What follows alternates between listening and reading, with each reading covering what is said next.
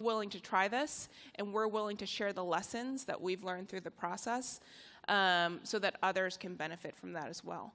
But I think the other thing that's missing is, like, what is the impact we're going to make? And if I said, look, give us 10% of your income, the way you would evaluate that is different based on like how sure you are that you're going to be able to make an impact. And we are spending a lot of time and energy building up both a data team and a research team at CZI to help us learn and quantify so that we can better understand the impact we're able to have through philanthropy.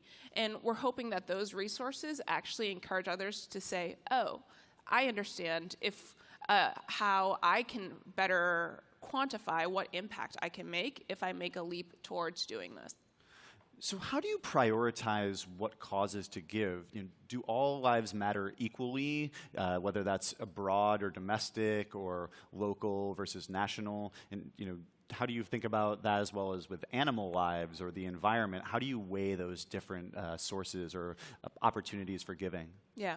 So right now, the issues that we work on at CZI are education. We are building resources to allow every child to have access to personalized learning experiences. In science, we have a mission of cure, prevent, or manage all disease. And in justice and opportunity, we want everyone to have access to just and fair opportunities in their lifetime. And we think about what we want to build as a future for everyone. It should be aspirational for all. And the place where equity has to come in is that we can't build an aspirational future and just assume that people will get there or they'll get lucky. The way we operationalize has to be around equity and how we make sure that the folks who are historically left behind have those additional measures to allow them to access that incredible future that we want to build for our children in the future generations. And so that's how we think about the framework and access overall. And then the way we choose problems and the types of projects that we tackle is also in remembering that philanthropy is small. We are incredibly small compared to the overall, our government, public systems, the infrastructure that already exists. The thing that we have going for us is that we can be incredibly nimble. So we have to think about where we are most leveraged with the resources that we have, and I think with the unique abilities that we have at CZI. So we tend to choose problems where we can access technology, where we need to think about comprehensive solution sets rather than one particular area or tactic. And with that lens, we choose problems that we are best suited for without saying that we have to fix everything in the ecosystem, because we know that we can't. So I want to ask a little bit about national giving versus hyperlocal giving. Mm-hmm. So Facebook's wealth was made here largely in the Bay Area, and that's where CZI's money comes from. But that success has also led to gentrification in the local areas and caused some tough times for people who live here who aren't part of the tech era. So how do you balance giving to those causes, even if they might not be necessarily as cost-effective due to the high cost of living in the Bay Area, versus other national causes? And do you think that you have an obligation to concentrate more of that giving locally to offset impacts made by how the money was created? We love the Bay Area. The Bay Area is our home. It will be our children's home. And it's has been a place of incredible innovation for our country. It's one of our leading economic engines. But we all know, and we were just talking about how hard it is to live in the Bay Area. And we see it as our responsibility to help give back to making sure that the Bay Area can remain a vibrant, exciting community that people from all different backgrounds, all different socioeconomic strata can access. And within that mission, we look for places where we have a unique opportunity to give back. And we look at affordable housing. We've been thinking about how we can contribute to improving access to affordable housing. It's a huge problem. It's very expensive. If we threw all of our resources to affordable housing, we still would not be able to solve it, even just in the Bay Area. But we have the ability to tinker around with new financial tools, like our investment in Landed, where we help make down payments for homes in the Bay Area possible for teachers, though often missed working middle class. And we also engage in advocacy and making sure that the right incentives and bonds are in place through our local government to incentivize housing development as well. And so it's just the beginning, but we do feel a deep responsibility to give back and make the community that we live in and we love and we've benefited from a great place for many to live in and thrive. So I know there's some really big controversial issues with philanthropy in the Bay Area. So I wanted to do maybe just a quick lightning round and just get very quick responses on this because I have a few more topics to get to. But when it comes to living conditions, do you think we should be building as much housing as possible or only focusing on building affordable housing? We should be protecting what's available and incentivizing building across all areas, and there's different strategies for each. Great. And so in terms of the homeless issue, do you think we should be trying to get people off the streets or letting them be and allowing them to their own agency and how they decide to live? The homeless issues around homelessness, it is not like home, no home. As a physician, I've seen how complicated these issues are, and it really is about thinking about the person holistically and making sure they have access to the right care. And then obviously needles have been a big issue. It's been widely discussed in the Bay. Do you think we should be having safe injection sites or more policing on the streets for open drug use? I think we have to think about the ways where we improve access to care, and if there's all different ways to incentivize people to feel safe and to come in to access the right type of care that will lead them towards long-term success. Great, I appreciate that. So I want to talk a little bit about politics. Does CZI have a political affiliation? We are a nonpartisan organization, and we work on issues that are, they're just issues about humans and human lives. And we have found that with that approach, we find allies on both sides of the aisle. So I know that politics can be a powerful way to make change and affect those human lives, and we've seen people like the Koch brothers use their wealth to donate to political campaigns to drive their policy beliefs. How do you feel about using CZI to donate to political campaigns? We focus on issues, and we defer to folks who, like for instance, criminal justice reform. We fund different groups, crime survivors, formerly incarcerated individuals. And we believe in the ability for those who are closest to the issues to help formulate the solution. And so they're not our solutions. We're supporting those on the front lines who have real lived experiences to be able to make a difference in those areas. So some see Trump as a massive enemy of some of the initiatives that you guys support, whether that's health or education or criminal justice. How do you feel about donating money to candidates looking to challenge him in the next presidential election, if that could be a way to actually impact some of these big areas you guys are working on? Right now, we are about issues and how we can actually directly impact those issues, and we do not support political candidates. Got it. So there's a new book called Winners Take All that discusses how the very wealthy donate to important causes, but often fail to push change to the fundamental systems that concentrate extreme wealth in the hands of the few.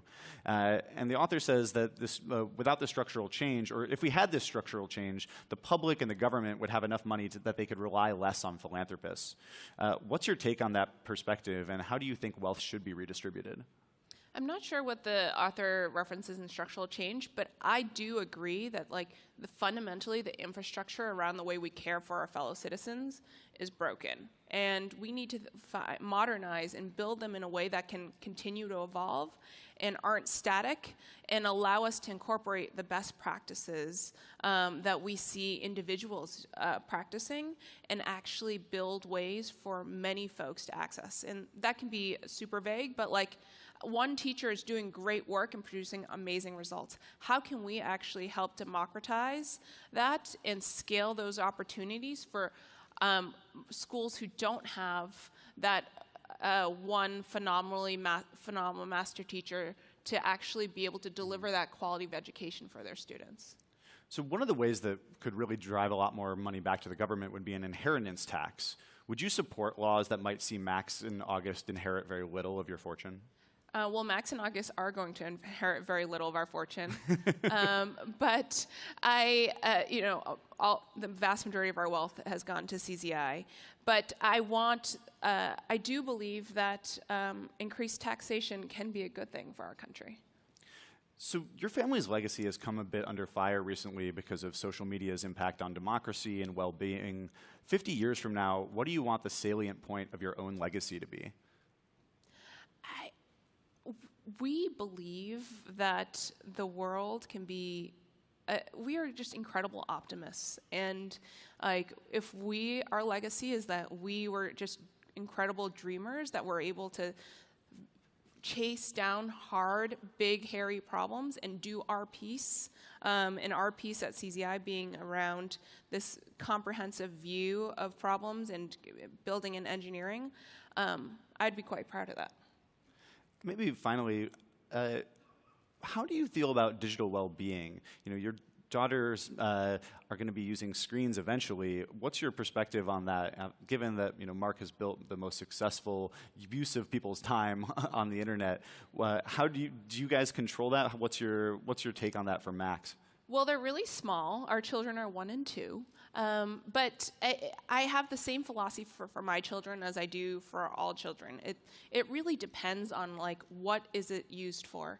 And I think we can all agree that there are bad uses of screen time, but I think very few people in this room would disagree that a video call with a grandparent is a bad use of screen time. And so just really being thoughtful about how we curate those experiences to make sure that they're developmentally appropriate.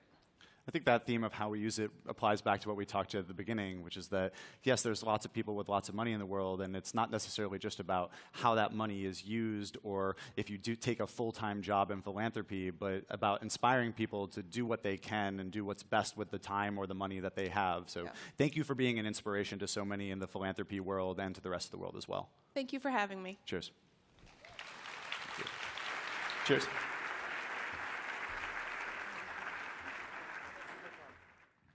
All right, yes, that was about as good as Disrupt gets, but we're going to try to live up to that for the rest of the day. We've got so much more in store, but for now, I think that's a great note to leave us on for a break.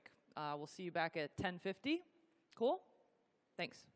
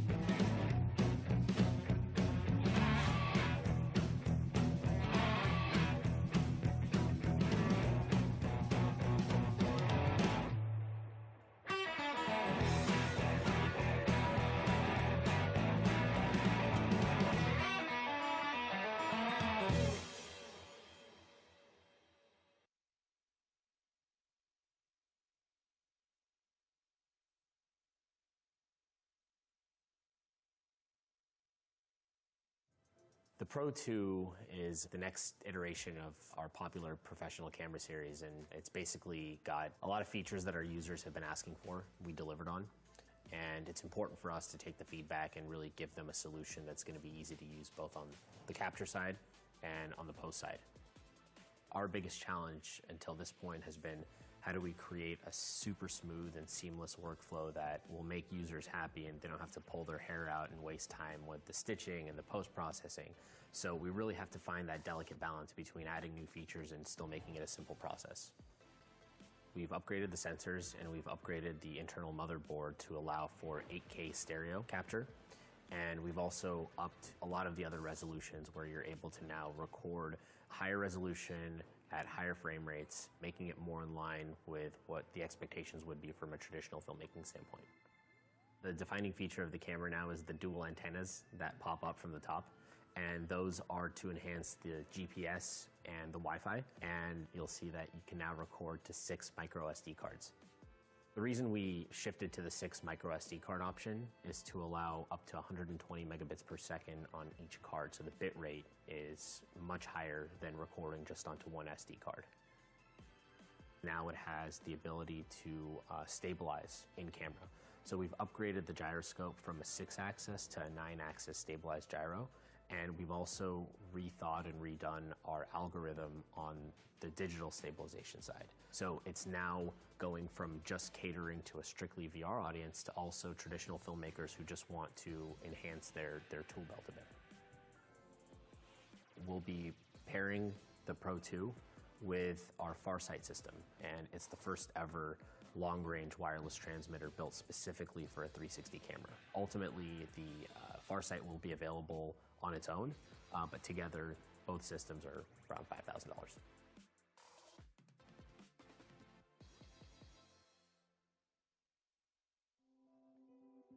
This is the Mavic 2. DJI announced a new addition to its folding drone line at an event today in New York City. The successor to 2016's Mavic Pro features 2 distinct camera options. The Mavic 2 Pro sports an integrated Hasselblad camera capable of capturing 20 megapixel images with accurate color representation. The Mavic 2 Zoom's camera, meanwhile, features 2x optical and 2x digital zoom, capable of simulating a 96mm telephoto lens. The model is also the first DJI to support the new dolly zoom mode, which zooms in on an object while the drone flies in the opposite direction, creating a cool horror movie style effect. Both models feature improved active tracking autonomous flight and upgraded obstacle detection to help avoid crashes. The drone's a bit larger than its predecessor, but the upgraded design helps reduce air drag for speeds up to 44 miles an hour with a maximum 31 minutes of flight time. The Pro runs $14.99 and the Zoom is $11.99. Both models can also be upgraded to the Fly More kit, which includes 2 additional batteries, a multi-battery charging hub, a car charger, additional propellers, and a carrying bag, all for $319. Both are on sale through DJI.com. My name is Andrew Parker. I founded Papa. We provide grandkids on demand. We connect college students to seniors. We send them to their homes for house help. We teach them how to use computers like social media and FaceTime their grandchildren. We ride them to doctor's office. We provide transportation. But most importantly, we're providing a social experience. Loneliness is a disease. It's being recognized by health plans and Medicare as well. It affects one's health in many ways. It could create premature death, depression, and other things. So underlying, the biggest benefit we provide is companionship. Really trying to solve for that problem. But we make it easy for anyone to access it. So seniors or families could call us. They could use our mobile app, or they could text or email us, or go to our website. And they'll request a student. We call them Papa Pals. They've all gone through a pretty strict process, and they're available. All the students have an app where they can review and accept visits, and then it tracks everything and provides follow-up information to anyone who's interested, like the family, friends, or other members of the care team. Yeah, we launched in January in South Florida, and it's been growing pretty rapidly. It's really nice to know that we're helping a lot of people. After Y Combinator, we're headed back to Miami. We'll be continuing to grow through Florida and opening up several additional markets soon. Hey look, it's Andrew, the founder of Papa. Grandkids on demand, huh? Yeah, for sure. Grandkids on demand. Let's talk about it. Let's do it. Why don't we have something like a dishwasher for folding? We have a dryer, we have a washer. Where is the dishwasher for folding? And that's what inspired me to start working on Foldimate. Folding laundry with a machine is a pain. You know, fabric is really, really difficult for engineers. And if you think about it, you have so many types of items in your laundry and so many fabric types, and you need to make a technology that will handle all of them together. Not only handle them, but fold them in a reasonable quality, at speed, and don't forget the part of cost and size, of course. So you have a lot of machines today that are industrialized, but they are room-sized. They cost tens of thousands of dollars, and usually they can fold only one item very well. We're doing the majority of items that you have in an average laundry load. We can do shirts, we can do towels, pants, even pillowcases.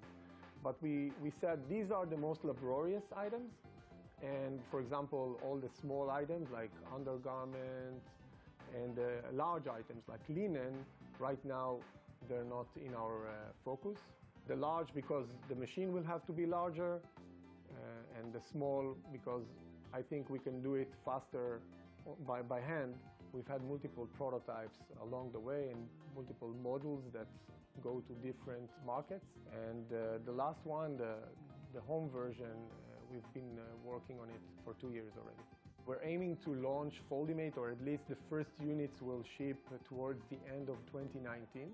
It's very, very challenging, and we're really trying to make that deadline. But as you know, this is a development stage, so we'll keep everyone apprised. But right now, still on target, end of 2019.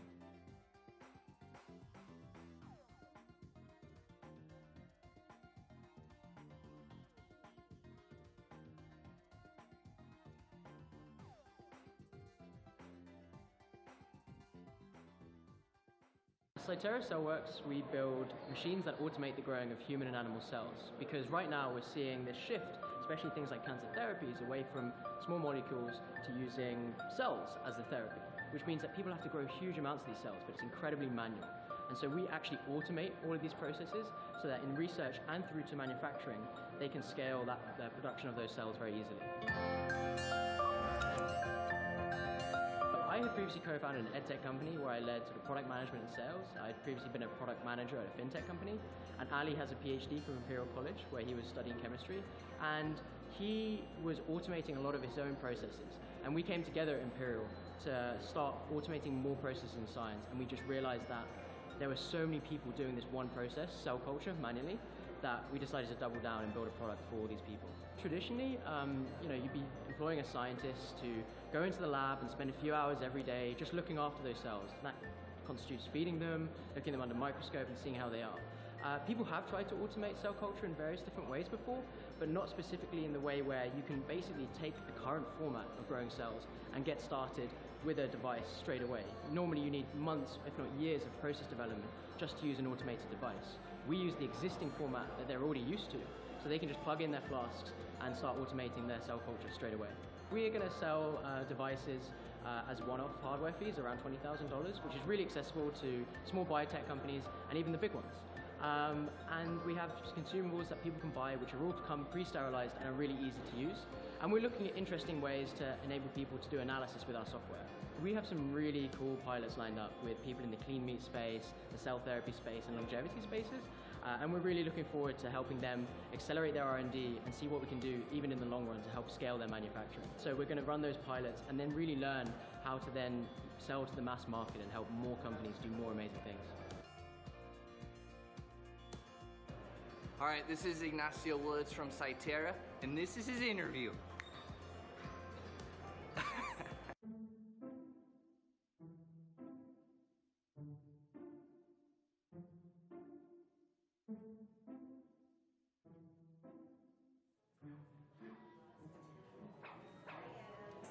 Ladies and gentlemen, please silence all mobile devices. The program is about to begin. A lot of technology have evolved, right? So sensors, actuators, robotics, and AI itself evolved so much. On top of that, there's a spread of wireless connectivity. Also create an environment where IVO can connect to the internet perpetually. So all of that, Aibo can really connect with the owner, create the bond, and keep learning and developing its own personality. Aibo can recognize up to 100 different faces, but also the more you interact with someone, he remembers and he stores the information, and the more friendship he will form. Depending on the everyday interaction, each Aibo develops its own personality. I think Aibo could be a fun companion for anybody who is looking for companionship. It could be someone who really fascinated by AI and robotics too. This is a really showcase piece from Sony, what we can do with the latest technology. The pricing is $28.99, and it's first limited edition specifically for the US market.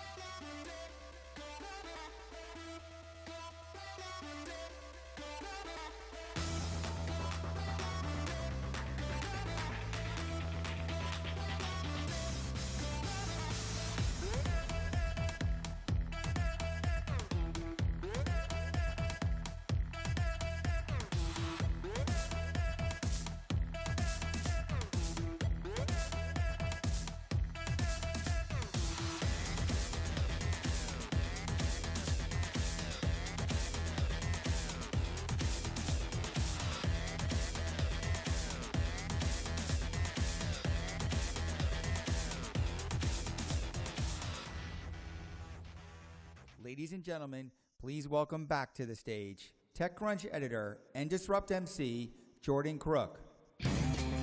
And the crowd goes wild! Feeling that. This is the only tech conference in town where you can get that kind of energy, so you're welcome. Feel good about your purchase. All right, how many of you guys took an Uber here today? Or an Uber-owned property, like a jump bike? Cool.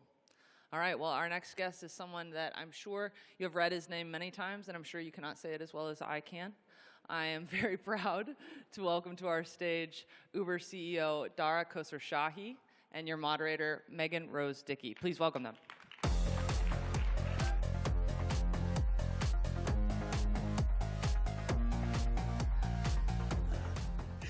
Yeah, you got your camera crew. What's that all about? Very cool. So in the days of Uber 1.0, as some are calling it, the ethos was, do whatever it takes to get ahead. Nothing else really matters. And now, with you in charge and Uber co-founder Travis Kalanick out, things seem to be going a little bit differently. What's it been like doing the right thing? So far, so good. I've been I've had the job for about a year, and every company goes through different stages in its life. And what Travis and team did was they built an incredible, important company. And the board brought me on to change direction, change strategy, et cetera. And for me, it's pretty easy if you say do the right thing. Ultimately, our growth is going to be a function of our own innovation, what we invent, what we build. But it's also going to be based on the relationships that we have with our driver partners and the cities that we work with. And ultimately, when you have a service that's as important as Uber in terms of how we touch people on an everyday basis, how many people that we have who are making money on our platform the way that they want to, you have to take into account actively the needs of your partners, and you have to treat them like partners. And I think this is just a kind of continuation of the company getting into its next stage of growth. So it's been a year. So far, so good, but we got lots and lots of work and lots of stuff to build ahead of us. Would you say this year has been better or worse than you thought it'd be? I had no freaking clue what I was getting into, so I didn't have any predisposed notions. But what amazes me about the company is how many people we touch, how many cities we touch, and what's different about us than a lot of other digital companies is that we are a digital company that is organizing the physical world. You know, you push a button and a car shows up. You push a button and a Big Mac shows up within 30 minutes. And the physical world is a lot messier than the digital world. This collide of the physical and the digital is messy, it's unpredictable, it's tough to organize, and it's also more fundamental. So the dialogues that we have to have with governments, regulators, et cetera, is something that I expected, but you never really can anticipate what it's like until you're in the middle of it. So it's been a great ride, and I'm learning as I go along. So Uber has recently gotten into bikes and scooters, Yeah. and just recently in San Francisco, the MTA decided that it would give permits to Skip and Scoot. Yes. What was that like for you? How much of an effect is that going to have on your scooter strategy? Listen, we weren't happy about the result of that process. Now, the good news is that we've got a bunch of jump bikes on the street now, so we have connectivity into the SF market. But you do have to put things into perspective, which is we are a global company. We're in 600 plus cities all around the world. The largest single city, for example, that we operate in on a trip basis is Sao Paulo.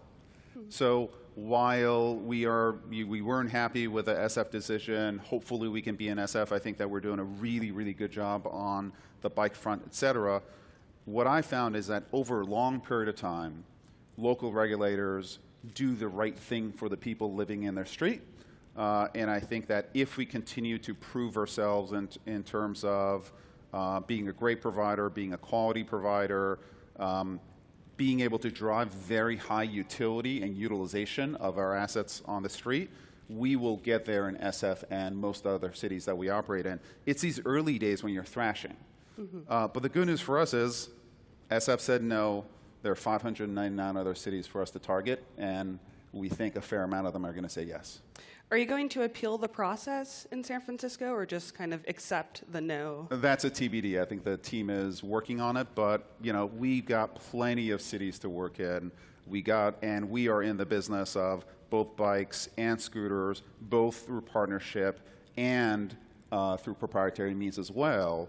And this is the advantage that we have in building a platform. One of the big changes that we want to make is that take Uber from being just a ride-hailing company to moving Uber to be a mobility company, a transportation company. And really what we're trying to do is disaggregate car ownership, right? It's an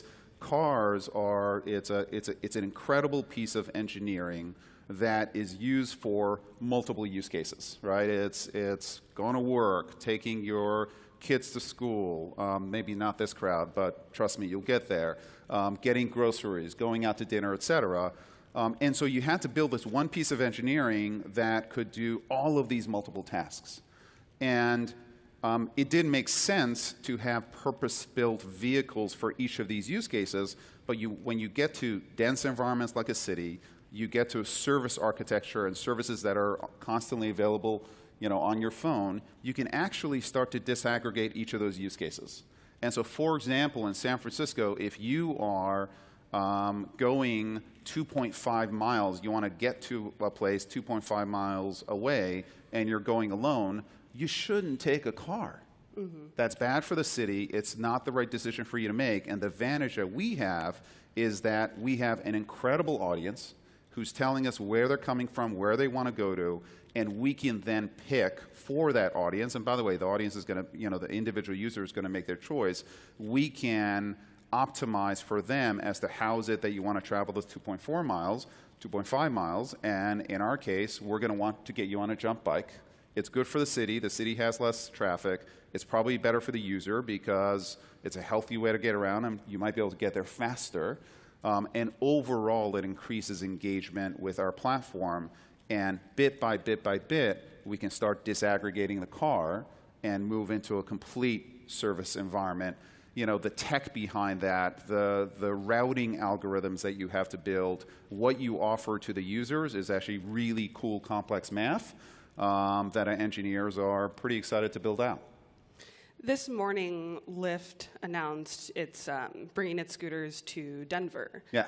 When will Uber deploy its first batch of scooters? Well, we have a partnership with Lime, and we will integrate Lime into our choices, and Lime is in many, many cities. And obviously, we continue to expand Jump pretty aggressively. It's in Sacramento, it's in a bunch of other cities. And we will look to deploy our own scooters. We haven't specifically talked about where we're going to do it or when we're going to do it, but we did get a license from Santa Monica, so you can expect to see Uber or Jump scooters in Santa Monica sooner rather than later. Okay, so they would be Uber/Jump scooters, or would they be Lime scooters branded with Uber or Jump? Probably a combination of yes, all of the above. Okay. Right, and listen, that's the advantage that we have in building a platform. Ultimately, what we're going to optimize for is the customer experience. And we want the customer to come to Uber to have as many choices as possible, and some of them we're going to serve, but then third parties and trusted partners, and Lime is a terrific company, will be there to serve the customer as well. And we're going to worry about kind of the monetization later to some extent. My philosophy on this stuff is you got to be willing to cannibalize yourself. You've got to be solving for the customer, and over a period of time, that's going to pay back. So what we have with our platform strategy is essentially optionality around all of these choices. And we've announced, for example, on the product, you'll see a mode switcher that allows users to be able to essentially switch from a car mode to a scooter mode or to a bike mode or a rental car mode, et cetera.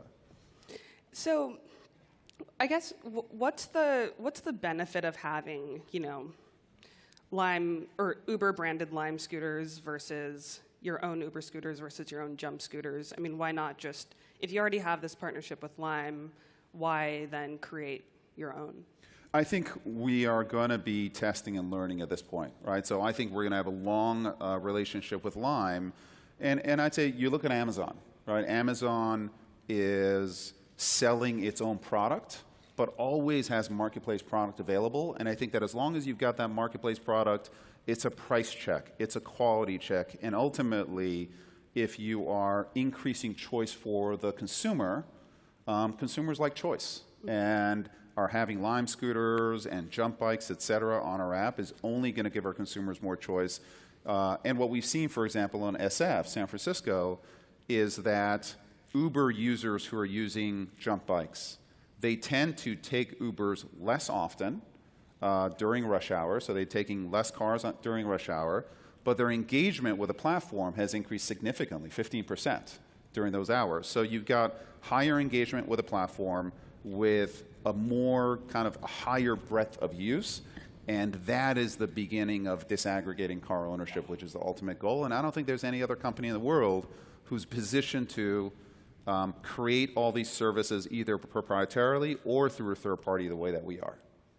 And so you mentioned that just maybe 10 minutes ago or so, you announced Mode Switch, which you can read more about on TechCrunch.com. And I could envision you adding autonomous cars into that. So you have your traditional ride hailing, you have your bikes, your scooters, you have Uber Rent, and then it could just be, oh, hail an autonomous ride. Yes, absolutely. And we will have a combination of the user declaring what they're looking for, and then we will also look at your patterns. There may be a route that's a complex route that includes 3 unprotected left turns, and we may not suggest autonomous for you, right? When autonomous technology becomes mature, but if it's a pretty simple route, it's in an area that has been properly mapped, it's right turns only, it's pretty easy, we'll say, hey, autonomous can be a choice for you. So I think there's this drama around, is it autonomous or is it people? And the reality is, people and computers together are the thing, right? Even you've seen some car manufacturers try to over-automate and going all the way to automation, which doesn't work. People and computers actually work better than each of them work on a standalone basis. And we are having the capability of bringing in autonomous technology, third-party technology, Lime, our own product, all together to create a hybrid, and then it'll be our AI and intelligence and our engineers picking out the use cases that we present to the consumer in a way that optimizes for the consumer. And we think as long as you're optimizing for the consumer, you're not thinking about your own revenue, et cetera, over a long period of time, people are going to form habits that tend to be aligned with companies that are thinking of consumer first. And that's exactly where we're aiming as a company. So there was a report in The Information a couple weeks ago, or maybe a week ago, about Uber considering divesting the self-driving car unit. You said yesterday to Reuters that not now. Not in the plans. Yeah. But is it true that investors are kind of nudging you to divest the unit? I think I've got lots of investors with lots of different opinions. Happily, I've got a board of directors, and we discuss these with the board of directors.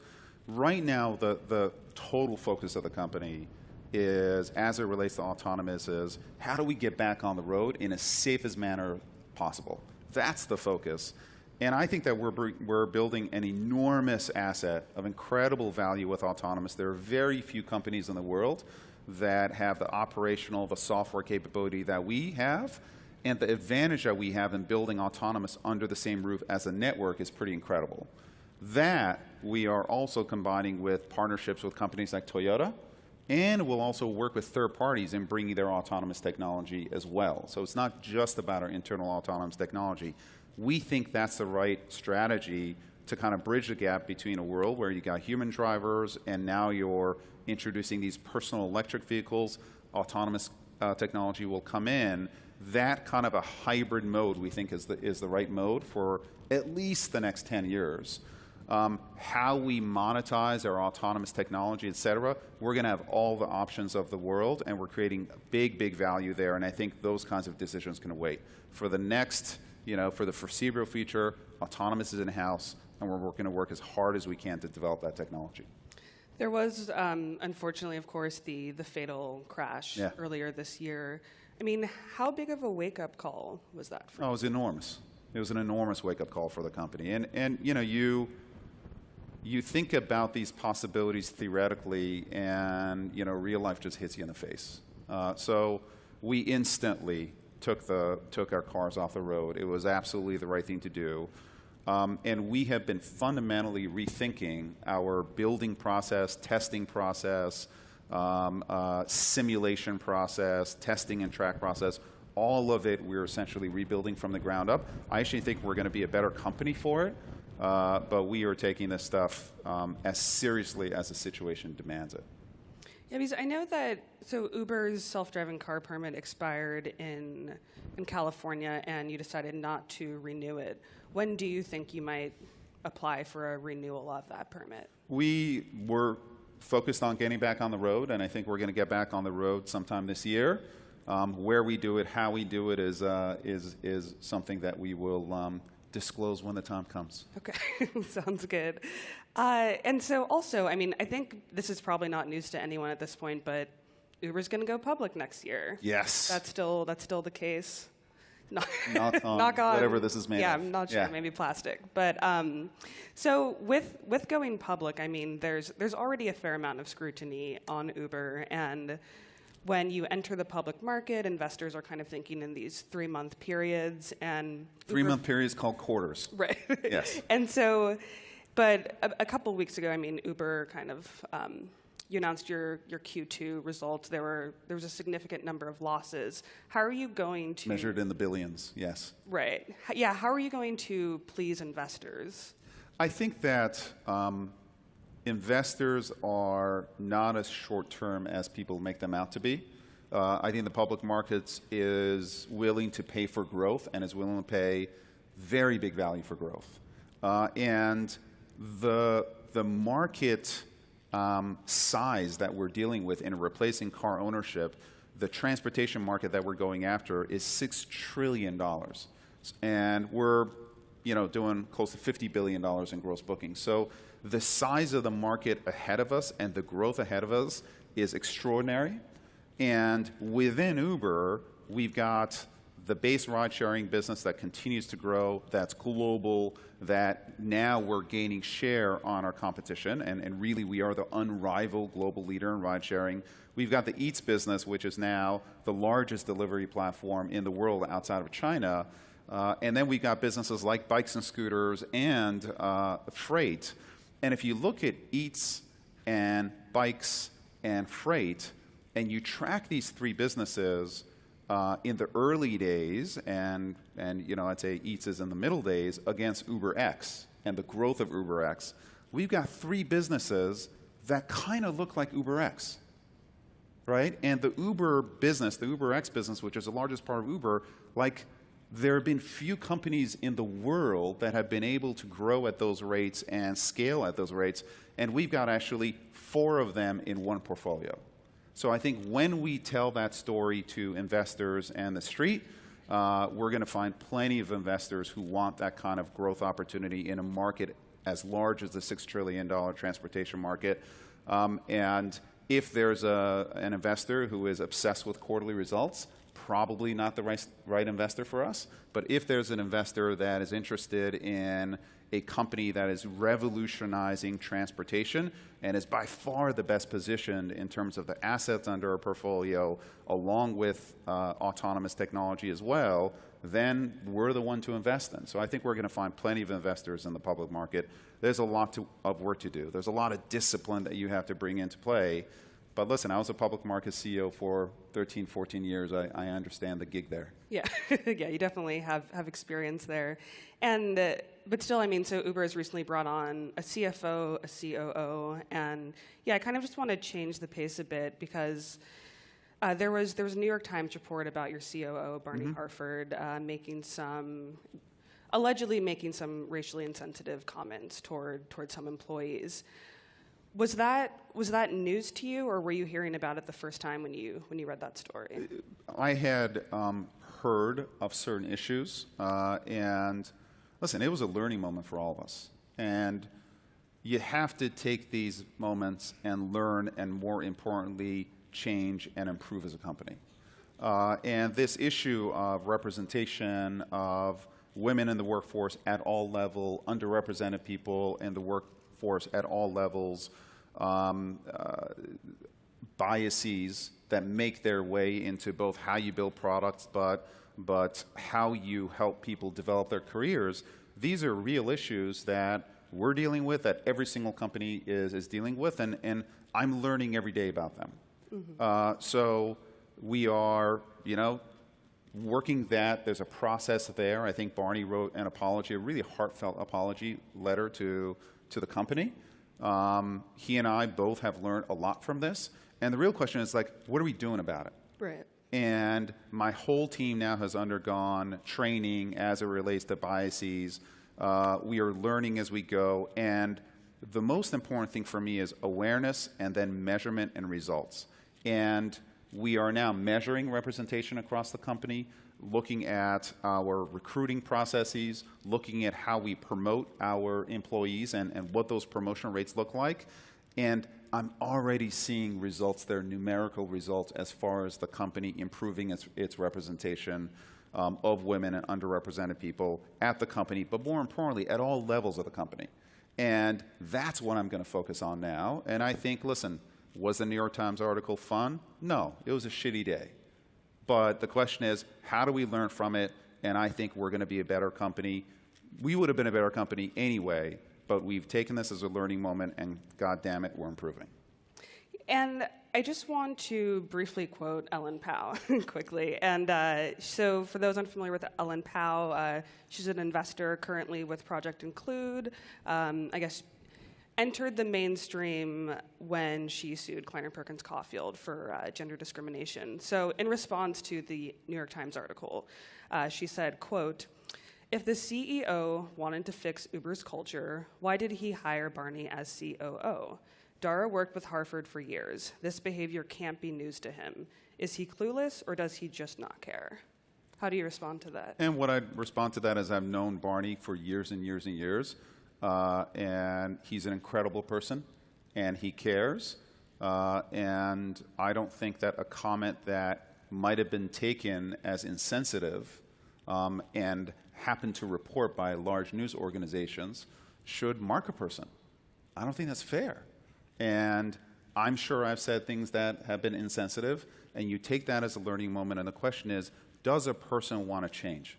Does a person want to improve? Does a person understand when they did something wrong and then change behaviors? And I've known Barney for years, and that's why I stand 100% behind him. And I'll say it again, I've made a lot of mistakes in my life as well. Listen, I saw in my last job, I observed as we were going through this, when I wanted a beer after work, usually I had a beer with one of the guys. And because I was comfortable, because it was, you know, it was a person who looked like me, a person with whom I could be more casual and I could have a conversation. These guys worked for me. They were getting access to me that was not fair. And that could have shown up in a New York Times article. And that could have marked me. That's not who I am. You know, I learned, I corrected, I'm aware, and the question is, what do you do? This is an issue that everyone is fighting, and I will tell you, Barney takes it personally, and he is a champion, and he will be a champion as it relates to these matters. He's one of the good people. Okay. And so about a year ago, I was actually sitting up here, well, different venue, but with Bozoma St. John, Uber's now former chief brand officer. Yes. She has since left. I remember speaking to her when she left, and you know, I kind of joked like, "Oh, like what happened? Like, did anything horrible happen?" And she said no. But about a month or two later, this report comes out. I think it was in Reuters about how Leanne Hornsey, former SVP of People, am I getting that title right? Yes. Okay. So yeah, so Leanne Hornsey, Head of People, Chief HRO. Yeah. Yeah. So made some comments directed toward not only Bozoma but also toward Bernard Coleman. I mean, of course Leanne has since left, but I mean, what does that say about some of the diversity efforts at Uber? I think you've got to, I would say that judge the diversity efforts at Uber based on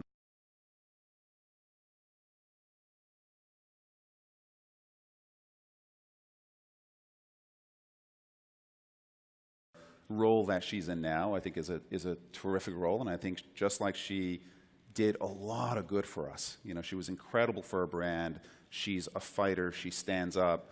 I think she'll do incredibly well in her career. I would say judge us based on what we do. And again, we're going to make mistakes, but can we learn from those mistakes, and can we be actually a positive force for change? I absolutely believe that we can be a positive force for change as it relates to women's representation in tech, underrepresented people in tech. That is a core part of my job. I think we did a great job at Expedia, and it is absolutely something that I expect to execute on here. Okay. And then, so back in the day when Eric Holder, former Attorney General, made some recommendations for Uber, one of those recommendations was to promote Bernard Coleman, the global head of diversity and inclusion, to chief diversity officer. Instead, Uber went with Bo Young Lee from Marsh. How did you land on that decision? Why not follow the recommendation and promote Bernard? I think Bo was the right person, and I think we'll prove it out that she's the right person. Bo is incredible. Bernard has been an incredible contributor for the company. I think will continue to be a great contributor, but I'd say judge us based on what Bo and we do. And I think we absolutely made the right choice. And so now that Leanne's gone, the chief people officer, whatever she was, is Bo reporting directly to you? Bo is going to report to the chief people officer at the company. Okay. And I am looking for a new chief people officer. And that was actually another recommendation where that the head of diversity report to me. And to me, diversity and inclusion have to be a core part of everything that the company does. Has to be a core part of your people strategy. And I want Bo and my chief people officer working together fundamentally, not just on the diversity of the company, but also on the core culture. Like, we're really trying to shift the culture of the company going forward.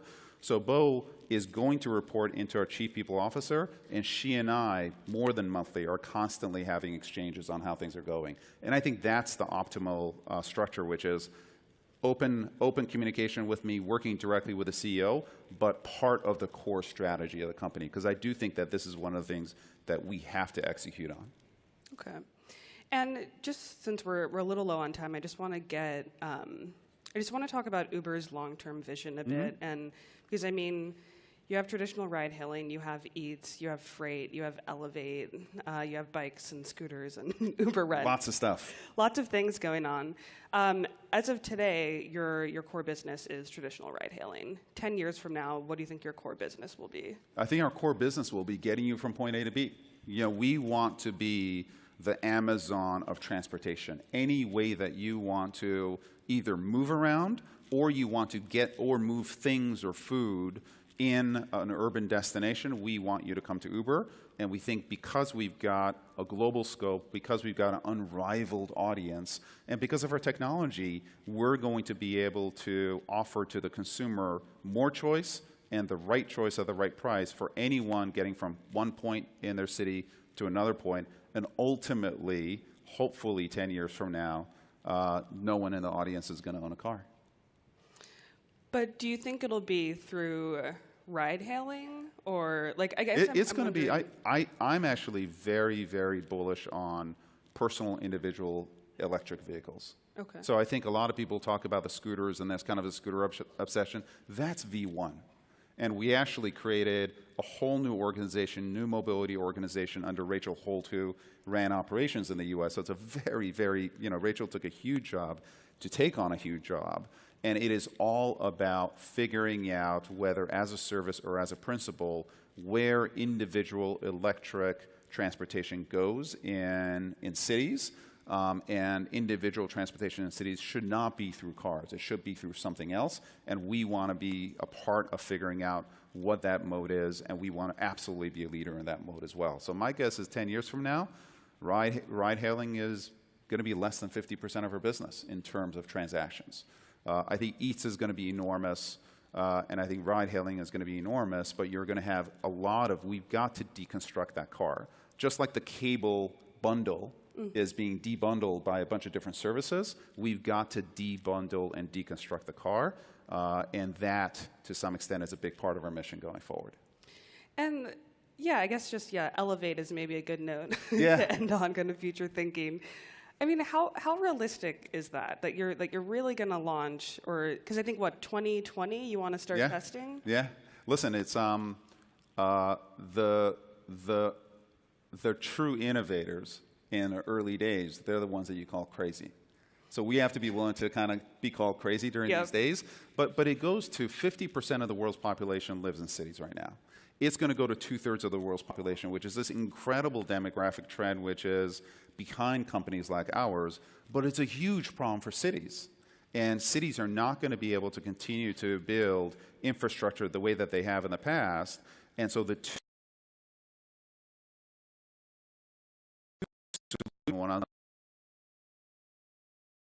vehicles, or just like cities went vertical, residential construction has gone vertical, commercial construction has gone vertical, you actually have to go vertical and go into 3 dimensions with transportation. And it may be underground or maybe overground. We're making a big bet on overground, and with battery technology and rotor technology, et cetera, we think it's doable in the next 5 to 10 years, absolutely, at scale. Okay. Quick question for those in the audience. How many of you would ride in an Uber Air in the next 5 to 10 years? Raise your hand. Oh. Awesome. Look at that. Wow. All right, well, get to work. All right, Thank thanks, you very Dara. much. Appreciate it.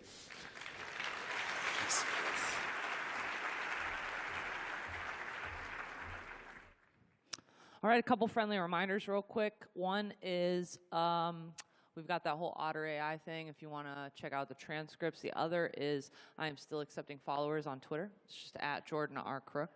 Pretty easy to find. So I look forward to seeing you there. Okay, let's get started with the next big thing.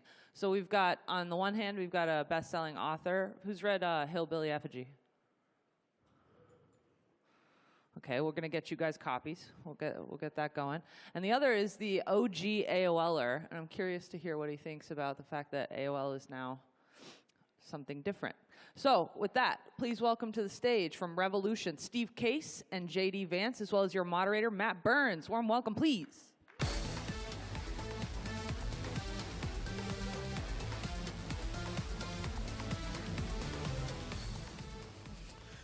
She was not lying. It is warmer up here than it is back there. Steve and JD, thank you for joining us. Great to be here. Thank you. We brought you here to Silicon Valley because it seems like you go everywhere but Silicon Valley. So here we are. How many cities have you two visited last few years? We started this Rise the Rest effort about almost 5 years ago, and so far it's 38 cities, 10,000 miles all across the the country. Some places in the kind of the Northeast, like Buffalo and Portland, Maine, and Minneapolis and Madison and Phoenix and Albuquerque. More recently, we're in Birmingham, Chattanooga, Memphis, Louisville, Cincinnati, Columbus. We've been kind of Kansas City, been all over the country, just trying to understand what's happening in these cities, and we're finding remarkable entrepreneurs that are building remarkable companies. But as people here know, that right now the venture capital is really focused on the coast. Last year, 75% of venture capital in this country went to 3 states, California, New York, Massachusetts, and the other 47 states kind of fight over the other 25%. And we're trying to kind of level the playing field so everybody everywhere really, if they have an idea, they kind of have a shot at the American dream. Yeah, we brought you here so you can talk to these folks and where's a great place other than Silicon Valley, because you just raised a $150 million fund and hired JD to run it for you. And so now you're investing outside the Valley. We have to talk about this Economist article, though. Right. Last week, The Economist wrote a fantastic article with the headline, why are companies leaving Silicon Valley? So that's my question to you two. Why are they leaving? Well, we always try to make Rise of the Rest not an anti-Silicon Valley thing because, as you all know, Silicon Valley is still a pretty happening place. There's still a lot of cool stuff going on. Entrepreneurs are building great companies here. But we do try to highlight the fact that there are also really cool things going on outside of Silicon Valley. And part of what's driving the growth of some of these areas and some of these sectors is that if you want to build a consumer-facing internet company, Silicon Valley is obviously a great place to do it. Highly networked, a lot of experience here. If you want to build a biotech company, if you want to build a healthcare company, if you want to build a transportation and logistics company, it helps to be close to the sectors and to the companies that can be potential customers, be potential supporters, be potential mentors. And so I think one of the things that's driving what we expect will be a pretty significant migration of risk capital away from the coast and towards the middle of the country is the fact that in the next wave of innovation, as Steve would put it, you're going to see a lot of these harder tech companies, and you're going to need to be close to some of the customers that are operating in those spaces. Yeah, great. So you're seeing these companies leave, and you're investing outside the Valley. You must have some data that shows investing in Omaha will yield a return for your fund. What is that data? No question. It's early. We just launched this Rise the Rest fund last year, so obviously it'll take some time before we'll see the result. But just some anecdotal examples. We've made several dozen investments over the past year. One company in Detroit we backed now has 400 employees and doing $2 million a day in revenue called StockX. One that we backed a couple months ago when we were in Chattanooga is a company focused on almost like a Bloomberg data system for the trucking industry, and a lot of the trucking companies are headquartered in Chattanooga. Since they won that competition, they've gone on to raise, I think it was an $11 million, $12 million kind of round. So and this is true in all these different cities we've visited. But as JD said, this is not a anti-Silicon Valley thing. We're proud of Silicon Valley. It will continue to be the leading ecosystem. It will continue to be kind of the pride of America, the envy of the world. We just want to make sure that, and my guess is, how many people in this audience, put up your hand if you were born in the San Francisco area? So relatively few, less than 5%. You came here because you believed the best opportunity was here. You couldn't stay where you grew up because, particularly if you wanted to be part of the innovation economy, you had to leave. There was not enough happening in those places. There was not enough capital in those places. So you said, I want to be part of whichever revolution you wanted to be part of. And in Silicon Valley, this broader region was the obvious place to be. We just want to change that dynamic. If you want to be here, you should be here, obviously. But if you want to go back, as JD did, going back to Ohio, you wanted to raise your family someplace else, we want to make sure there's opportunities to be part of this startup economy, this innovation economy everywhere. And we want to make sure the entrepreneurs in those places have access to the venture capital and the mentoring and the partnerships to allow them to scale these companies. It's critically important in terms of just even having a more inclusive innovation economy in this country, not just having a lot of things happen on the coast that are disrupting people in the rest of the country. Jobs are being lost in the middle of the country. People are resenting that. And so how do we create more jobs in more places? Meanwhile, going back to your question, we think this is one of the great investment arbitrage opportunities of certainly my lifetime, where because so little capital is focused on Detroit and Des Moines and Madison and the kind of cities we've visited, the valuations of those companies are lower. So it's kind of like you're buying wholesale, but when they're successful, and ExactTarget got acquired by Salesforce for $3 billion in Indianapolis, Mark Benioff didn't say, oh, it's in Indianapolis? We should only pay $2 billion. It was worth $3 billion. But when Scott Dorsey, the entrepreneur, was starting that company, it was much harder to raise capital, and those early investors got in at a much lower valuation. So it really is about kind of leveling the playing field. Well, let's name some cities here. I want to play a little game, right? So let's say certain regions are better equipped to handle certain type of startups. Let's say you have an agriculture startup. What region or city is good for that? So we have an agricultural startup actually in southeastern Kentucky, coal country, but there isn't a whole lot of entrepreneurship going on in southeastern Kentucky, at least not yet. We certainly hope that will change over the coming decade.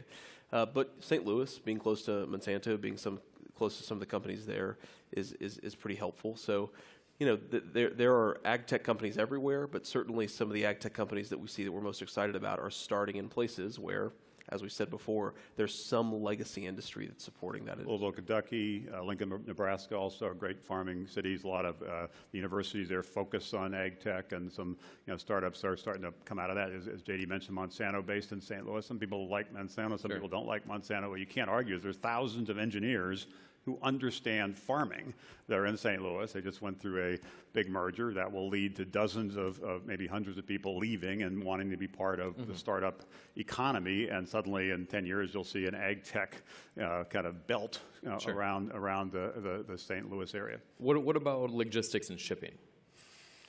So we're big fans of Tennessee. So obviously Memphis is the headquarters of FedEx. Chattanooga is the headquarters of FreightWaves, which is a company we invested in just a few months ago, as Steve said. But a lot of the big shipping and logistics companies are in southeastern Tennessee. So unsurprisingly, a lot of the great shipping and logistics startups are going to come from those places. Or even if you're not coming from those places, you're certainly going to have to operate in those places. And we do have a bias. And again, we're great respect for Silicon Valley. We know we're here and we celebrate it.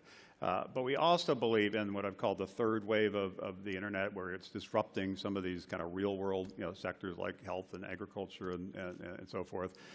Domain expertise is going to become important, and partnerships are going to become important. And there is sort of a truism here in Silicon Valley, and Reid Hoffman was part of PayPal is a great example of it. That part of the reason PayPal was successful was because they didn't know anything about the credit card industry. And that led them to have new insights, fresh insights. That is true. But it's also true, we believe, that if you're trying to really revolutionize healthcare, you actually do need to know something about how doctors work and how nurses work and how hospitals operate and how the payment systems work and even some of the regulatory issues. The domain expertise will be important. And we also believe in this third wave, partnerships are critical.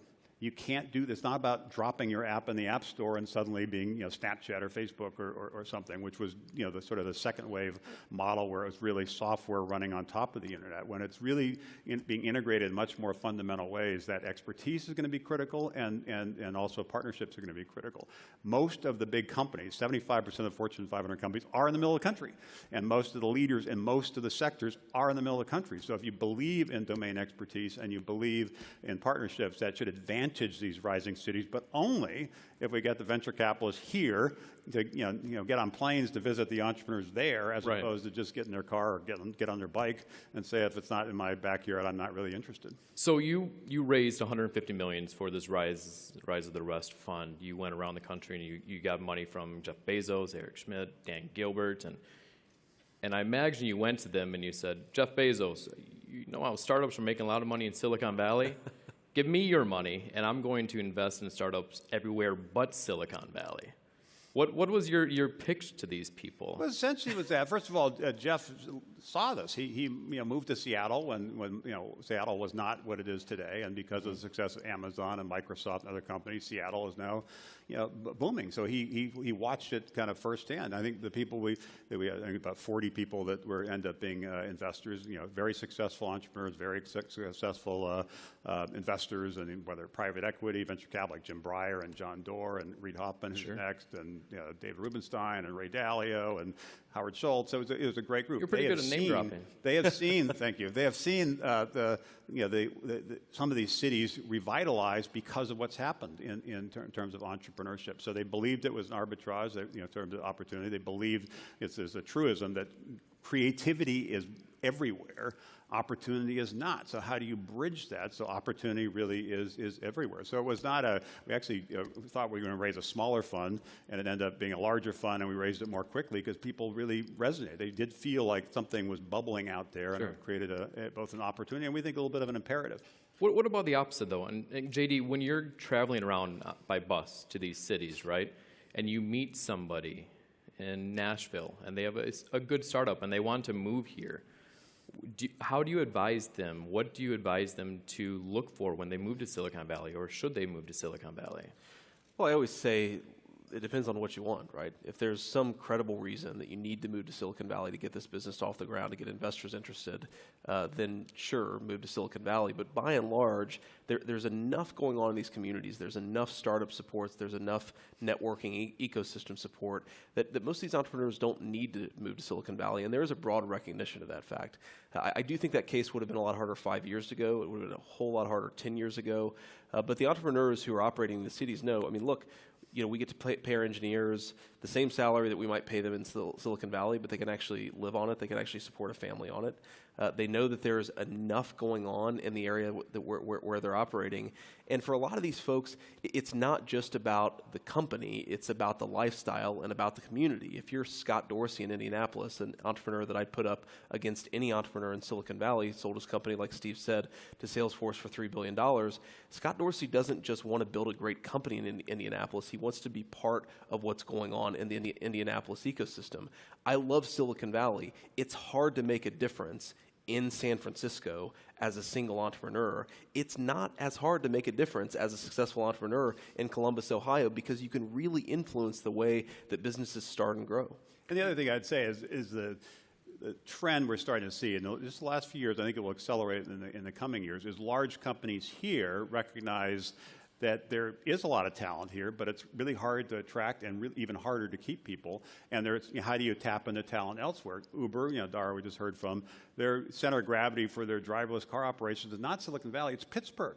Sure. Pittsburgh, which is a town that kind of powered the whole industrial revolution. Carnegie Mellon's arguably the best robotics university in the world, so that basically they said that's where we should plant that flag. Google's open offices in places like Detroit and Ann Arbor because there's a lot of talent there. And we also are seeing the beginnings of a slowing of what's been a brain drain over the last 20 years. Exactly, many people in this room that they maybe went to Pittsburgh and were graduated from Carnegie Mellon, but almost everybody left because the opportunity wasn't there, the opportunity was elsewhere. Now more people when they're graduating are staying, and we're also beginning to see a little bit of a boomerang of people saying maybe it's now time to come back, the opportunity is there, I can kind of pursue my kind of dreams of being part of that, doing something super innovative, but also pick a different place to live. That over the next decade I think is going to be a real mega trend. It's not just watching where the capital flows, it's watching where the talent flows, and this sense that you have to be here or you can't play is going to start diminishing.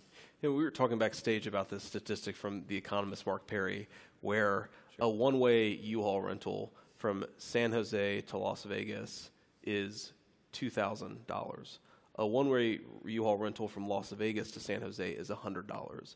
I think there are a lot of trends that we're seeing. That's just obviously just one data set, but there are a lot of trends that we're seeing that suggest that people are really thinking about how to build a life in communities that have been losing people, and now they're starting to gain them back. JD, earlier you sounded, when you were talking about making an impact, you sounded a lot like what Dan Gilbert says, and out of Detroit, right? I know him quite well and interviewed him many times here. He says, in Detroit, you can be a big fish in a little pond. So my question is, how much do these individuals have in supporting the region versus the local government? Sure. I think obviously you need all hands on deck. This is not a problem that risk capital alone can solve. And we have a $150 million fund. We think that we're going to catalyze with that fund about $1.5 billion of investment. But as Steve and I talk a lot, and we talk a lot with other folks, that if we want this effort to be successful, we have to show that people can do well by investing in these areas. It's great to put your money to work. It's something you care about. Steve and I obviously care about this a great deal. But we believe in this thesis, and we believe by being successful in this thesis, we're going to cause institutional investors to get off the sidelines. We're going to cause some of these endowments and local pension funds to get off the sidelines. That's the long-term goal. But even if they get off the sidelines, even if capitalists writ large are investing in these communities, you obviously need better policy. You need quality schools. You need quality infrastructure. You need good broadband, especially in rural areas. So this is one important piece of the puzzle, but it's not the only piece of the puzzle by any means. You guys roll into town on a bus, and you put on a big show, and you draw a massive crowd.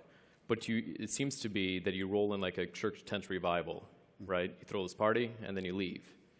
How do you ensure you're making a lasting impact? Well, we do. There is a little bit of a revival aspect to it, because we're trying to celebrate what's happening, shine a spotlight on what's happening, get more people paying attention, even locally, to what's happening, create more connections, more of the network density. That's one of the great things about Silicon Valley, create a little bit more a sense of possibility, almost fearlessness in some of these communities, which tend to be a little more cautious and risk-averse. But actually, our team spends months in advance planning, and then there's a ton of follow-up, including we've now done 2 summits, Rise to Rest summits, where the first one brought up over 100 community kind of ecosystem leaders together. The last one was about 100 regional venture firms. This next one we're doing in a few weeks is nearly 100 companies we backed through this Rise to Rest fund, and we've got people like Eric Schmidt and Meg Whitman and Dan Gilbert and others that are going to be, Jim Breyer, going to be part of that. So there's a lot of planning that goes into this. But the other aspect, if you kind of take a step back, and when the intro was when we started AOL in 1985, so what's that, 33 years ago, only 3% of people were online, and they're online 1 hour a week. And those early days of the internet, that first wave of the internet, actually was regionally distributed. We were based in the DC area. CompuServe was in Columbus, Ohio. Dell was in Austin. Microsoft actually started in Albuquerque before moving to Seattle. Sprint was in Kansas City. The major communications company at the time, Hayes, with the modem company, was in Atlanta. Gateway was in North Dakota. I could keep going down the list. That first wave was quite regionally distributed. The second wave, when it really was about apps and software writing on top of the internet, that's when Silicon Valley really became so dominant. We really do believe in the third wave we'll see innovation both regionalized within the United States and globalized around the world, which will not, again, just as we said at the beginning, does not predict the decline of Silicon Valley, but as the economist said, we do think we've kind of hit peak Silicon Valley, and the dynamics over the next decade will result in more of this leveling of the playing field in terms of opportunity, which will create great investment returns. We also, as I said before, will create a more inclusive innovation economy, so hopefully more people in more parts of the country can wake up feeling optimistic about the future as opposed to anxious about the future, which is the reality today for many people in many communities. Okay, so I asked this to every investor that we have on stage. I didn't prep you for this either, so we have about 2 minutes left. How do people get a hold of you? How do they get your money? So on our Revolution website, you can actually submit a form, a pretty standard form that we use to evaluate investments. You can also just email me. My email is freely available on the website. It's jd.vance@revolution.com. And we try to give every entrepreneur a fair shake. I really believe, and this is one of the things I learned in Silicon Valley, that the investors who stick out are actually responsive. We try not to just take meetings and then disappear. If we're not going to invest in a company, we at least try to give them an answer and give them an explanation.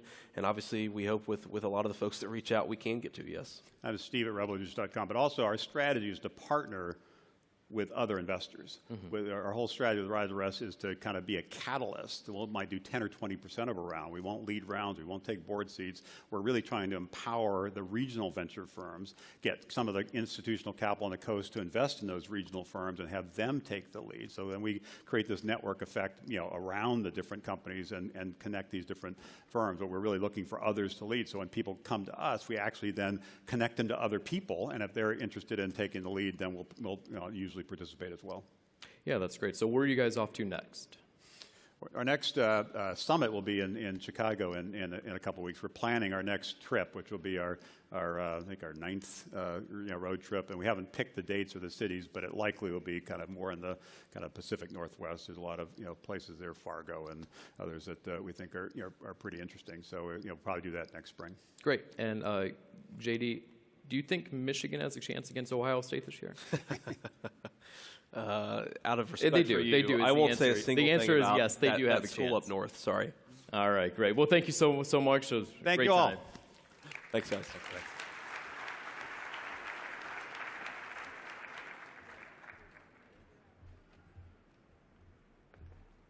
Thanks. How are y'all feeling? Oh, tomorrow's going to be on and popping if we're just going on a scale basis, because yesterday you guys were quiet and today it's like medium. Cool. All right, so our next guest really doesn't need an introduction. I'm sure that all of us are familiar with him, or at the very least have used a product that he has touched.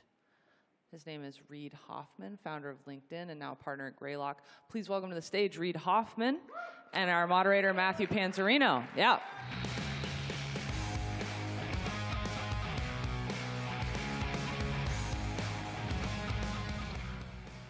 All right. Yes. All right. Packed house. That's good. Welcome, Reid. Great to be here. Thank you for coming. So you obviously an investor for many years, co-founder of LinkedIn, and now you're the author with Chris Ye of this book, Blitzscaling. So could you just, off the top, just set the scene for us, and what do you define as blitzscaling? Blitzscaling is prioritizing speed over efficiency in an environment of uncertainty in projects, building companies, deploying technologies, et cetera. And what that fundamentally means, it's a compact definition, is that actually, in fact, what matters is the speed at which you get to scale, right? We're now in an age where the businesses that survive and thrive are the quickest. Innovation matters when it gets to scale. And so the secret of Silicon Valley and actually a bunch of areas in China is that how do you get to scale very quickly and very powerfully, and how do you make the decisions to when to pour on the gas, and then how do you make it happen? Okay. One sort of common lament among entrepreneurs is that tech giants have sort of sucked the air out of the industry, and that it's very difficult to achieve scale quickly when your competitor can fast follow or outright copy you or sort of undercut your business. So what is your advice to people looking to cut into something that may seem a tangential market, but that may easily become a core attention of one of the eyes of Sauron that are already existing? Well, there's our first Lord of the Rings reference. So I tend to think that, look, there is, with large companies, if you try to steer right into them, you get difficult competition. If someone said to you, I have a new search startup, right? I want to either do it on desktop or mobile, and my new search thing. It's like, well, how are you going to get to market? How are you going to get to scale? Well, these will be central questions in terms of what you're trying to do. Now, but I think that all companies, including large ones, have a limited number lenses of focus. And because we have 5 giant tech companies, that gives a lot of space for startups. So I tend to be pretty sympathetic to the space and areas in which startups can go. I think having 5 and 7 and then 10 large tech companies actually creates more space and room for innovation. It particularly also when the large companies themselves are competing with each other. So but the challenge is always when you're trying to get to figuring out blitzscale, you have to figure out, how do I really accelerate customer adoption? How do I actually get a whole bunch of customers? And one of the things I think we want as a society is we want to make sure that when we get new platforms, like the move from the internet to mobile, that the platforms also enable that. Because I think we have still yet to see a lot of the interesting companies coming out of mobile because the platforms are not quite as open as the internet. Okay. And do you think Chinese companies have a genuine advantage in that area with scaling over, let's say, a company based in the U.S.? Well, there's a bunch of things. They do blitzscaling a little differently than we do here in the U.S. and Silicon Valley. They have advantages of a lot more engineers. They have advantages of a lot of markets and areas for growth. They're even doing blitzscaling and things like chicken farms and other kinds of things because they're building out all of this new infrastructure from the very beginning, and so they're applying it. And then you always get the technology leapfrog, right? So, like, for example, there's a number of countries that have much better wireless than they do wire because they just go, well, let's go straight to wireless. So there's a number of different advantages that China has in this regard. There's also a number of advantages that are present here in Silicon Valley, the depth of tech, the kind of how do the platforms, kind of the thinking about building platforms and how do those platforms play across the technology. So I think it's not they have the advantages or we have the advantages. There's some strengths here and there's some strengths here. Okay. When you were writing the book, and you and Chris were writing the book, what was the most surprising case study you came across? Surprising. It's funny. It's always the question I'm least good at. Like, what's your favorite ice cream? What's your like the most X? It's like, no, that was good. That was good. That was good. I'd say that the case study that probably, I think to some degree the reason why we decided to open with it, and was obviously one I was a participant in, was the Airbnb Wimdu one. Okay. And we did that because that was the one that had the right drama. Okay. Right, the right, like, understanding kind of how this plays.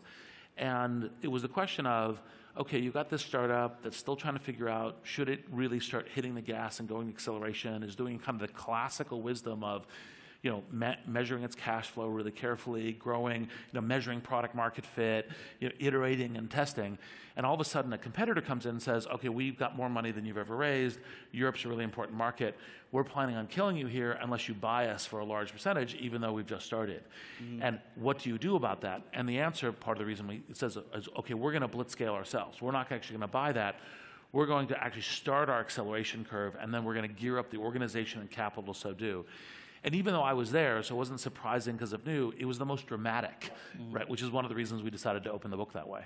And when that obviously since you were there, what was the decision like? Did it feel like a relief to go like, hey, this is the way we're going to go. We're not going to spend the money on the existing company. We're going to put the same amount of money or more into blowing it up, or was it the moment of anxiety? So one of the things I say about startups is you throw yourself a cliff and assemble an airplane on the way down, and the whole thing is a lot of anxiety. So definitely it was anxiety, because it was kind of the question of, we're making an existential decision here. And part of it is not just, like, okay, we decide to compete, we don't succeed in competing, there's a big problem. But also, say for example, we do this integration, and then the integration kills us because the culture of this integration actually completely tanks, and this very special culture. Yeah, because there's a cost beyond the money. Yes, exactly. So it's one of those choices of which you get a number in the startup game and a number in the blitzscaling game of, I'm making this decision at absolute speed, and it could be life or death. Mm-hmm. So you've mentioned one of the early stages that you refer to in the hyperscale process is sort of the arena of chaos, right? Like controlled or like leveraged chaos. Do you think that period of initial chaos has repercussions down the line that could be untoward, or could be like you should be wary of them? So one of the things that we have a chapter in the book called Responsible Blitzscaling. And part of it is do blitzscaling right? Not just right from a succeed, win the market, scale fast, be the first to scale, but also from the risks that you're taking that might be risks for the users, might be risks for employees, might be risks for society. And so what you should do is you should ask yourself these questions about, like, well, which risks am I doing? If it has a huge impact, like a life or death thing for customers, or if it has a systemic one that you can see, then you should actually try to address that early and try to address it along with it, because those problems can actually, in fact, still kill you, and they can kill other people. It's some cases, they can be a real problem. Right, like so in the situation with Theranos, for instance, that certainly absolutely falls under, if you just want to look at it clinically, the category of like scale at all costs, win at all costs, et cetera, do whatever it takes to build a big company, or at least build a company that a lot of people will give a lot of money to. But certainly we're taking people's lives in their hands. Exactly. So part of blitzscaling right is not just winning, but winning and being a hero in winning, like doing something that's actually really, really good for the world. So you need to ask those questions, and you need to start addressing them early, not just later. Now, one of the things that happens is as you scale, some of the times your vision changes, your responsibilities change. One of the things that we argue for is that as you get larger, you start investing more resources in understanding the risks and trying to address them. Because sometimes when you're a 20-person company, you're just trying to get established. You have Friday nights and Saturdays to think about like what the risks are, because you're really trying to run hard. Right. But as you get bigger, your responsibilities and your investment in your responsibilities should also get bigger. So one of the levels of scale that you refer to in the book is like nation scale, right? So this is when, sort of peak scale, you're affecting things on a nationwide level, for instance. Facebook, Twitter, Google, many of these companies obviously fit that bill. So we've seen Facebook and Twitter, for instance, yesterday being questioned about, how they're handling fairness on their platform to various contributors. Do you think that the attitudes early on there could have been benefited from additional thoughts about responsibility? Or would you think that there's a scenario where you don't know how big your company's going to get and you can't be blamed for not considering those issues early on? So I think that the key thing is the companies, in order to succeed, and competition is global, right? So the question is, social platforms are not just Twitter and Facebook here, but WeChat and other places. And so you do need to get to scale, and it's enormously difficult, right? So people are really focused on it. Many of these companies fail. So what you should do is you should think about, well, which risks can I reasonably see from here, and I try to address them. Now, the question about, as kind of Twitter and Facebook shift from, hey, we got this cool messaging thing, people are adopting it, we're giving voices to a lot of people who didn't have voices before, we're making the world more open and connected, all of this stuff is great. You could see why you wouldn't actually draw a straight line from that to, and then foreign governments are going to try to use us to hack elections. Right? Like you just wouldn't see that. Like, sure. I mean, I think people will now. Yeah, but well, they see it now, and then responsibly acting against it now. So in as much as the question is, well, would you have seen that earlier? No. But you see it, and then you start adopting it. And that's why the responsibilities change at kind of different levels of scale. Now, I think one of the questions that's also buried in your question is this notion of, well, how do we get the question of what is the right speech? And Silicon Valley companies have tended to go, let's try to make it as broad and inclusive as possible, right? So yes, we get rid of, because we're doing some editing, we get rid of child porn, we get rid of terrorism, we get rid of hate speech or violent speech that we see, but we try to not be the arbiters, right? Because that gets into this area where it's like, oh, you're censoring X, or you're censoring Y, or you're censoring Z. And that has been the entire kind of initial history. But this is putting the companies in a really awkward place, because you have one set of folks saying, well, look, you're allowing these people to come in, state propaganda, do misleading truth, et cetera, you should be doing something about that. And then you have the other side saying, oh, you're censoring, you're bringing our viewpoints off the system. And so what we really need is some kind of a place where the society has the kind of moral authority to say, well, this is what in the new world this range of freedom of speech looks like. It isn't that we're asking the tech companies to establish that, but we're articulating it in some way that we say, this is where we think the range of the speech is. And so you can say, okay, well, this kind of manipulative speech, that's okay, and that's the thing we as a society want off these platforms. And that's the dialogue that needs to happen here, well before any of these other dialogues. Yeah, and I mean, the dialogue thing it brings up, yesterday they, after the testimony, the DOJ basically said, and they sent a statement to us saying that they were, considering. Let me get the wording right. They're considering convening the state attorneys general to discuss concerns that these companies were hurting competition and intentionally stifling the free exchange of ideas, which sounds a lot like we're going to regulate the shit out of you, right? So are they, A, in for regulation, and then B, should they be? So I think the thing that first has to start is the dialogue about what the outcomes and things should be. So it's dialogue before talking about the regulation. It's like, what are our objectives? What are the things we're trying to measure? What are the things that we're trying to accomplish? So obviously one thing we're trying to accomplish is not having foreign interference in democratic elections. Another thing might be is, well, we're trying to actually, in fact, see that we have more ability to see and recognize truth. How do we get the, oh yeah, these are efforts to say, like we did investigation, we cross-checked it, we actually looked at the facts, we did the things that good journalists do. And we want more of that, and we want that reflected in some way. Like those kinds of things make sense to me. But first we have to have the conversation about that before we have the conversation about is regulation a good thing. Now, when most people think about regulation, they think about how do you stop or slow down things. Right. I actually think most of the solutions, the kinds of problems I was just talking about, are how do we advance tech? How do we shape it as we're going forward? How do we build the things that configure what we want versus, for example, how do we roll back? Mm-hmm. Now, in session-specific thing, I look at it as kind of political hackery, right? I think it's kind of in the posturing. Yes, posturing. Where we're trying to kind of position for maximum allow anything to be said on the conservative side as possible. Right, arguing for TV time, equal TV time kind of thing on social networks. That's how I personally read the session stuff, and I think part of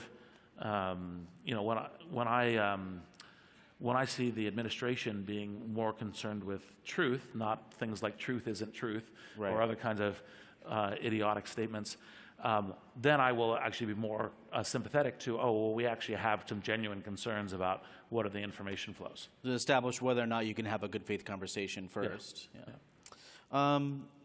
What do you think about this whole Peak Valley situation? So over the past week or so, there's been some conversation about whether or not we're at Peak Valley, aka we've reached the pinnacle of, I guess, volume or momentum of innovation coming out of Silicon Valley, and now it's elsewhere, and it will only decline from now on. So I'm a huge believer in trying to create as many places of innovation as possible. It's part of the reason I do the Masters of Scale podcast. It's part of the reason I write the book, Blitzscaling. It's part of the reason I'm an investor in Rise of the Rest. There's a whole set of things where I think it's very, very good for us as Americans and us as world citizens to actually have as many of these places as possible. Now, as you know, this is not the first time there's been a Peak Valley argument. Like no. There's always every 18 months or so. Yes, right. Houses are too expensive, too congested, don't see enough specific things that are going on that strike me what the next generation is. I think that we're still going to see amazing things, and the velocity of Silicon Valley is going to still continue. That doesn't take away from the fact that there can be great other places that are also emerging and doing great things. We want those. That makes us all better for that to happen. But so, for example, the specific argument tends to be around expense. Well, it isn't actually really expense that's the important issue. It's the successful high outcomes. It's the building the new dragons, the new unicorns, the new amazing companies. And I think part of the reason why people the meme comes back is they say, well, we're not really sure. Is it really AI or crypto or augmented reality or virtual reality or precision medicine or synthetic biology? Like, we're not really sure which of those it is, and we don't really see. We see the current ones, Uber, Dar was just here, Airbnb. We see the current ones doing something, but we're not really sure what the next ones are, so maybe it's now Peak Valley. Mm-hmm. Well, that's been said many times. My own personal belief is we have a lot of great things still to come. Yeah. I mean, more places for innovation is never going to be a bad thing, especially because the uniformity of things that coming out of the valley is sometimes dreary, just as somebody who sees it all. You see great bright spots, but then you see a lot of stuff that feels just very